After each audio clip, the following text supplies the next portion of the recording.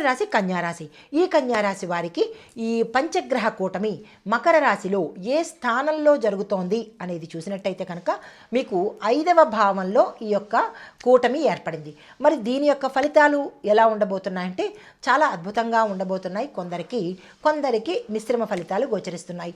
అయితే ఎలాంటి ఫలితాలు అంటే కనుక విద్యలో, ఎడ్యుకేషన్లో ఉండే వాళ్లకు, ఉద్యోగం చేసిన, చదువుకుంటున్న విద్యార్థులకు సక్సెస్ సాధించే అవకాశాలు ఈ సమయంలో కనబడుతున్నాయి. తర్వాత క్రియేటివ్ రంగంలో ఉన్న వాళ్ళకి పేరు ప్రఖ్యాతలు, తర్వాత పదవులు, మీ యొక్క స్థానాలు మారడము జరిగేందుకు అవకాశాలు ఉన్నాయి.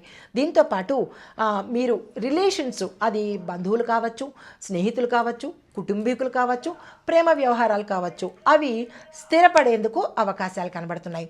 అయితే మరి వీటికి పరిహారాలు ఏంటి?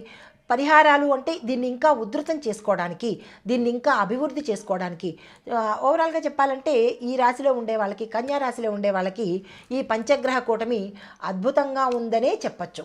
అయితే మరి దాన్ని ఇంకా అత్యద్భుతం చేసుకోవాలి అంటే కనుక బుధవారం మీరు తులసి పూజ తప్పనిసరిగా చేసుకోండి. తులసమ్మ దగ్గర దీపం పెట్టడము, నెయ్యి దీపం పెట్టడము, అమ్మవారికి నీళ్లు పోయడము, ఇలాంటి పనులు, తులసి మాత అష్టోత్తరం చదువుకోవడము, ఇలాంటి పనులు కనుక చేసినట్టయితే ఈ అద్భుతాలు అత్యద్భుతాలు అయ్యే అవకాశం కనబడుతుంది. అయితే మరొకటి ఏంటంటే మీ యథాశక్తి పుస్తకాలను దానంగా ఇవ్వండి. చిన్న పిల్లలకు ఎన్ని ఇవ్వగలుగుతారో మీ శక్తి స్తోమతను బట్టి పుస్తకాలను దానంగా ఇచ్చుకున్నట్టయితే కనుక ఇంకా విశేషంగా ఉండే అవకాశం ఉంది. అయితే మరి మీరు జాగ్రత్తగా ఉండవలసిన అంశం ఎక్కడుంది అంటే కనుక మాటల్లో కానీ, లేదు అంటే కనుక మీరు చేసే పనుల్లో కానీ కొంత కంట్రోల్డ్గా ఉండే ప్రయత్నం చేసుకున్నట్టయితే కనుక మంచి జరిగే అవకాశం ఉంది.